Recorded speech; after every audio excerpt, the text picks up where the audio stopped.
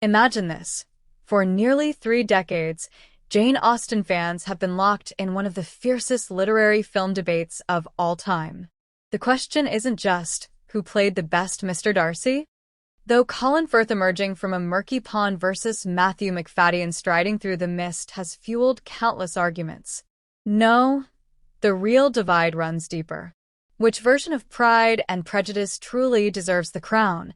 The 1995 BBC miniseries or the 2005 cinematic masterpiece?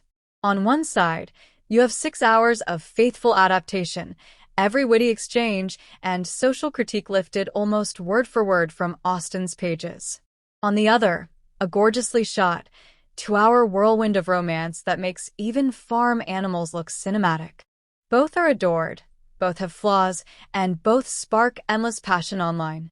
And today, we're diving headfirst into the battle. From the visuals and costumes, to the storylines and characters, to the controversial ways each version handled Mr. Darcy himself, we're going to unravel what makes these adaptations so different and why fans can't stop fighting over them. But here's the twist. It's not just about which one looks prettier or who delivers the most iconic smolder. It's about whether we should preserve Austen's classics exactly as she wrote them, or dare to modernize them for a new generation. So grab your metaphorical teacup, maybe light a candle or two, and let's step into the world of empire waists, sweeping gowns, and yes, a very questionable pond. Because this is the ultimate showdown. Pride and Prejudice 1995 versus 2005. When it comes to visuals, the differences between 1995 and 2005 are impossible to miss. It's almost like stepping from a carefully staged portrait into a living, breathing painting. The 1995 BBC adaptation feels formal, polished, and undeniably proper, just like the society it portrays. Interiors are lit evenly, but often a little too evenly. Even in candlelit rooms, everything somehow shines just a bit too bright, as if the candles themselves were secretly powered by Victorian LED lights. It's proper, yes, but sometimes a little stiff, a little too clean. Now contrast that with 2005. Director Joe Wright approached the film like he was painting with light. Every frame feels organic, as though nature itself spilled into the Bennets' farmhouse and Darcy's estate alike. The textures of their clothing, the way mist hangs in the air, the golden haze of sunlight, all of it works together to create the sense that you could pause the movie at any second and frame it as a work of art. And maybe that's why 2005 still feels so modern and striking. It's not just cinematic, it's aesthetic storytelling. Even the most unexpected details are elevated. Remember the pig wandering through the Bennet household? Somehow, in the hands of this film, even barn animals look cinematic, almost poetic. That's not an accident. It's visual world building at its finest. But here's the thing. While 2005 might win the prize for sheer beauty, there's a nostalgic charm in the 1995 version. For many, the soft lighting, the restraint, even the formality is what makes it feel authentically Austen. It may not be breathtaking in the same way, but it's comforting, like opening a worn copy of the novel itself. So in visuals, we don't just have two styles, we have two philosophies. One is about accuracy and restraint, the other is about emotional resonance and spectacle. And this divide sets the tone for everything else. Because if the visuals reveal so much, just wait until you see what the costumes say. If visuals set the stage, the costumes decide how the characters live in it, and here's where things get really fascinating. The 1995 series leaned heavily into historical accuracy. The women wore empire waist gowns, true to the Regency style of the early 1800s. They're high-waisted, flowing, and to modernize, maybe not the most flattering, but they are period correct. And in one of those truth is stranger than fiction moments, this style came in handy behind the scenes. Susanna Harker, the actress playing Jane Bennet, was actually pregnant during filming, and those empire waist gowns conveniently doubled as maternity wear, keeping her secret safe from audiences. A happy accident of history meeting practicality. Now enter 2005. The costumes here sparked endless debate because the film abandoned strict Regency accuracy for something bolder. Instead of empire waists, the women often wear natural waisted dresses, styles closer to the late 1700s, with richer textures and earthy colors that popped against the film's painterly cinematography. Historically accurate? Not exactly. Flattering? Absolutely. These costumes gave the film a grounded, organic feel that made the characters seem more like real people than dolls in a history exhibit. But here's where Austen fans divide. Purists argue that these dresses strip the story of its Regency identity, blurring the timeline Austen herself lived in. Others defend the choice, saying the costumes actually enhance the storytelling by helping modern audiences connect emotionally with the characters. So what's the verdict? 1995 gave us accuracy. 2005 gave us aesthetics.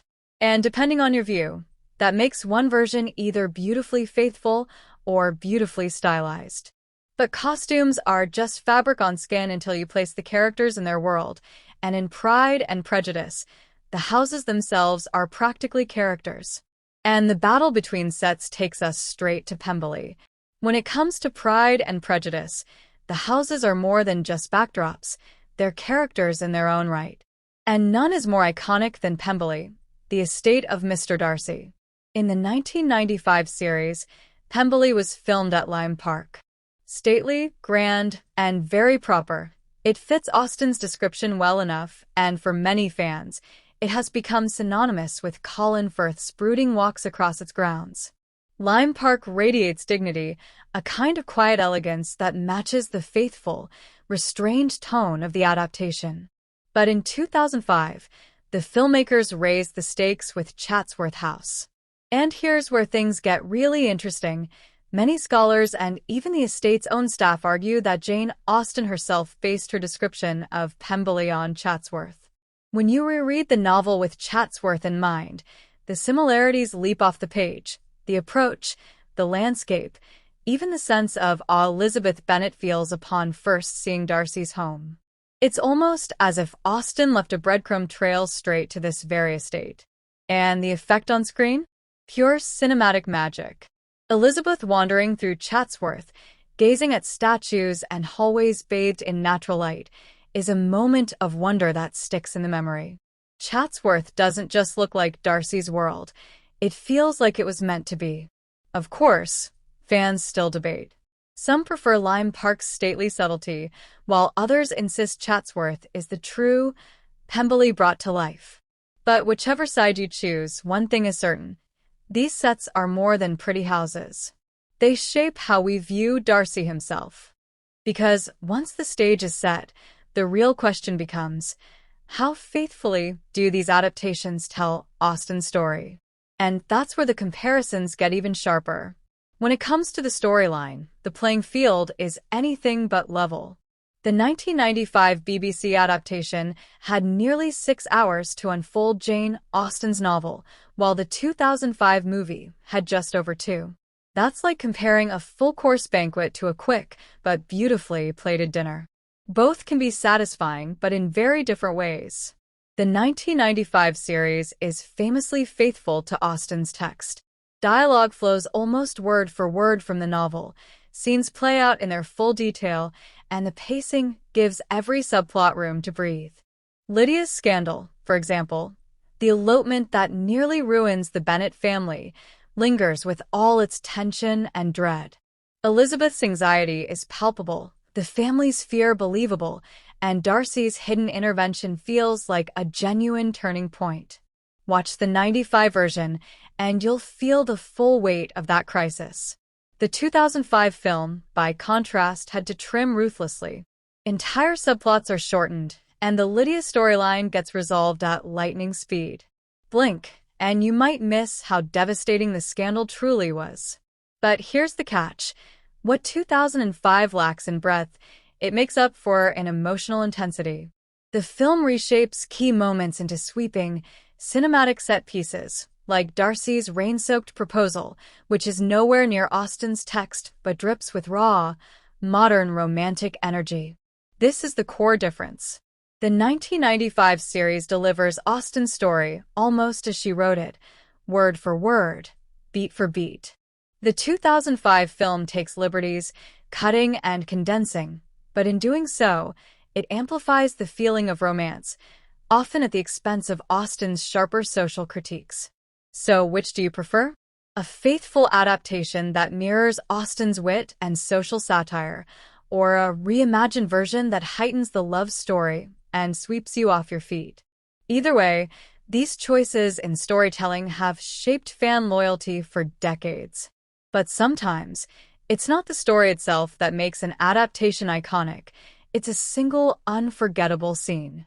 And in 1995, that scene involved a very wet Colin Firth. No conversation about the 1995 Pride and Prejudice is complete without the scene, the one that turned Colin Firth into an icon and gave fans a moment they would replay for decades. Yes, we're talking about the infamous pond dive. For those few who haven't seen it, Darcy, in a rare break from his stiff composure, dives into a lake at Pemberley, emerges dripping wet, and then promptly runs into Elizabeth Bennet. Cue the collective swooning of an entire generation. The scene wasn't in Austen's novel, but it became so legendary that it practically redefined Darcy in pop culture. Suddenly, Mr. Darcy wasn't just proud and brooding, he was also smoldering and wet-shirt. But not everyone was impressed. Some viewers couldn't get past the practical details. The water looked murky, even dirty. More than one critic joked about parasites or brain-eating amoebas, and let's be honest, Elizabeth probably wasn't swooning at the smell of pond water. And yet, the power of that moment stuck. The pond scene is why the 1995 version is still remembered as the Pride and Prejudice for many fans. Meanwhile, the 2005 adaptation didn't attempt a splashy equivalent.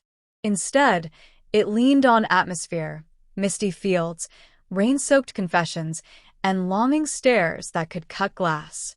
Where 1995 gave us a playful, almost cheeky edition, 2005 gave us pure cinematic yearning. Two completely different approaches, each unforgettable in its own way. But if the pond scene made Darcy a cultural icon, the bigger question is how these films shaped the characters as a whole. And this is where the debate gets fiery, because the way each version reimagined Austen's characters changed everything. If visuals and sets reveal the world of Pride and Prejudice, the characters reveal its soul. And this is where the two adaptations part ways more dramatically than anywhere else. The 1995 series stayed close to Austen's original text. Mr. Darcy is proud, sometimes painfully so. Mr. Bennet is witty but also neglectful, his sharp humor often bordering on cruelty toward his wife and daughters. Charlotte Lucas accepts Mr. Collins not out of desperation, but out of clear-eyed pragmatism. Marriage is security, not romance. Wickham is charming, gentlemanly, and dangerous precisely because he hides his true nature so well. In short, 1995 gave us Austen's characters almost as she wrote them, flawed, biting, and socially telling. The 2005 film, however, took a very different path. It modernized the characters for 21st century sensibilities, sometimes subtly, sometimes drastically. Darcy, for instance, transforms from Austen's proud, confident gentleman into something more relatable for modern audiences, socially awkward, brooding, even shy. Fans adore this version. He's vulnerable, endearing, almost tragic. But here's the problem. That's not really Austen's Darcy. Her Darcy was proud, not bashful. He was supremely confident, so confident that when he first proposed to Elizabeth, he assumed she'd say yes. His flaw was arrogance, not insecurity. And Darcy isn't the only one rewritten. In 2005, almost everyone becomes awkward. Bingley, the ever-cheerful charmer of the book, stumbles over his words like an embarrassed schoolboy. Mary Bennet, already plain and serious, is made extra uncomfortable and strange. And the one character Austen actually described as painfully shy, Darcy's younger sister Georgiana, was turned into bubbly and outgoing. It's like the film flipped the script on purpose. Even the Bennet parents are reshaped. Austen's Mr. Bennet was neglectful, even verbally cruel at times, a clear critique of failed fatherhood. But in 2005, he's softened into a tender, caring man who dotes on his daughters. Mrs. Bennet, meanwhile, becomes less ridiculous and more sympathetic. These changes make for a warmer, more relatable family, but they also strip away Austen's sharp social critique about marriage, money, and family dynamics. And then there's Charlotte Lucas. In Austen's novel, Charlotte is coldly pragmatic. She doesn't believe in love, and marrying Mr. Collins is a business decision. But in 2005, Charlotte is portrayed as desperate, clinging to security out of fear. The nuance of her practicality is lost, replaced by a more emotional, modern lens.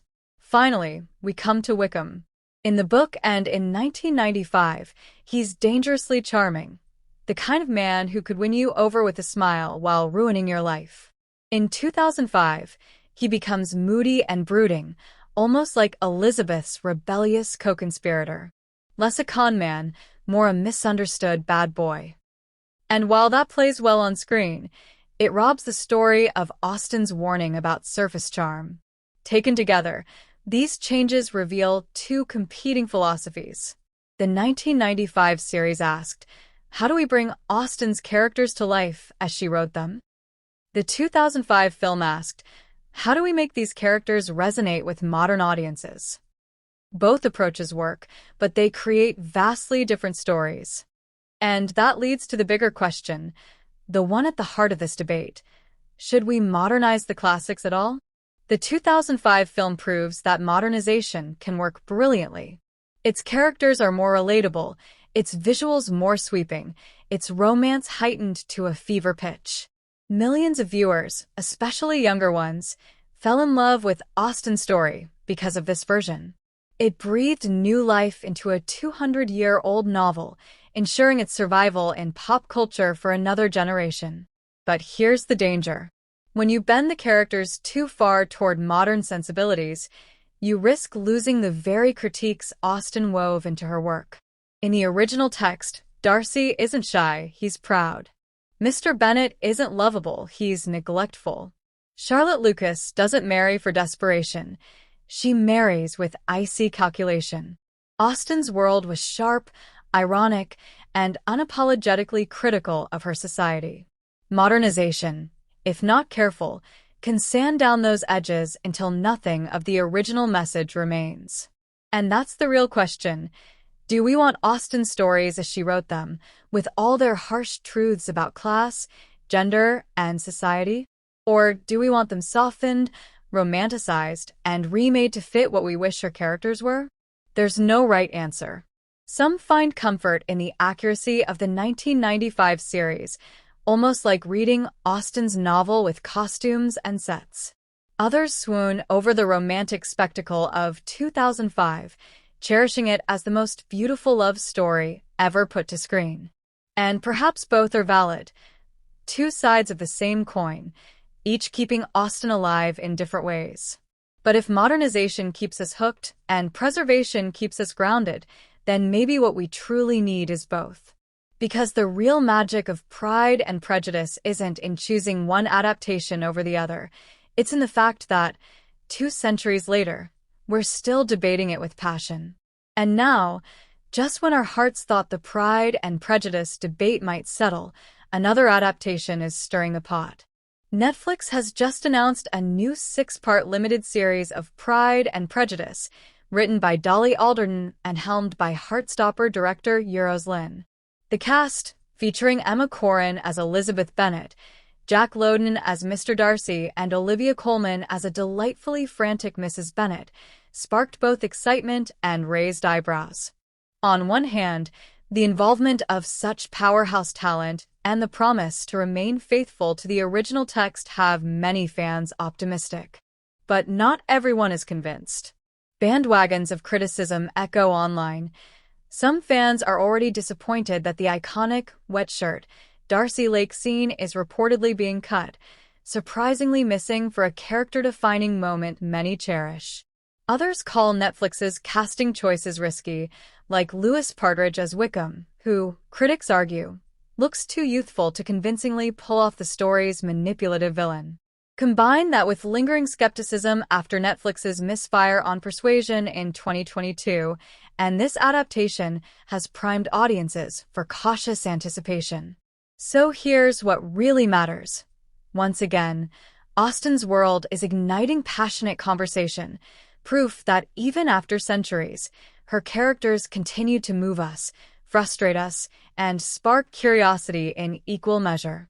Which side do you fall on now? Are you staying loyal to the 1995 version with its dry wit and slow-burning authenticity? Or does the romantic sweep of the 2005 film still have your heart? And what about this bold new Netflix take? Is it a fresh and exciting resurrection of a timeless story, or an unnecessary gamble that shouldn't have been made? Let me know your thoughts. The Pride and Prejudice conversation isn't just alive, it's thriving. And I can't wait to hear where you stand.